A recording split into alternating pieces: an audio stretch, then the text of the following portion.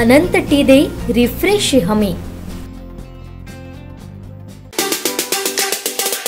महाविकास आघाडीतील बंडखोरीनंतर आता महायुतीत देखील बंडखोरी होत आहे। भाजप युवा मोर्चा प्रदेश उपाध्यक्ष विशाल परब अपक्ष अर्ज दाखल करत आहेत। त्यातच शनिवारी नारायण राणेंच्या झंझावाती दौऱ्यानंतर सावंतवाडी मतदारसंघातील राजकीय तवा मात्र चांगलाच तापला आहे। खासदार नारायण राणेंनी त्यांच्या दौऱ्यात महायुती धर्म पाळण्याचं आवाहन पदाधिकारी कार्यकर्त्यांना केलं। युतीचे उमेदवार दीपक केसरकर यांना विजयी करण्यासाठी कामाला लागा असे निर्देश त्यांनी दिले। त्यात भाजप युवा मोर्चा प्रदेश उपाध्यक्ष विशाल परब महायुतीतून बंडखोरीच्या तयारीत आहेत। सोमवारी ते आपली उमेदवारी भरणार आहेत। अलीकडे राणेंचे फोटो विशाल परब यांच्या कार्यक्रम बॅनरमधून दिसून येत नव्हते। भाजपातील एक गट विशाल परब यांच्यासोबत दिसत होता। त्यात आता अपक्ष लढण्याचा निर्धार परब यांनी केलाय। काही दिवसांपूर्वी रवींद्र चव्हाण यांच्यासह परब यांची बैठक झाल्याचं वृत्त देखील समोर येत आहे। मात्र त्यानंतरही विशाल परब भूमिकेवरती ठाम आहे। त्यात नारायण राणेंच्या आजच्या दौऱ्यानंतर परब यांच्यासह असणारे भाजपचे पदाधिकारी कार्यकर्ते कोणती भूमिका घेतात याकडे सर्वांचं लक्ष लागून राहिलं आहे। एकंदरीत सावंतवाडीतील राजकीय वातावरण तापलं आहे। कोकणात महायुतीत होणारी बंडाळी रोखण्यात नेते अपयशी ठरल्यानं सावंतवाडीचं राजकीय वातावरण चांगलंच ढळून निघालंय। त्याचे पडसाद उमटण्याची शक्यता राजकीय जाणकारांनी वर्तवली असून आपल्याला तव्याचे चटके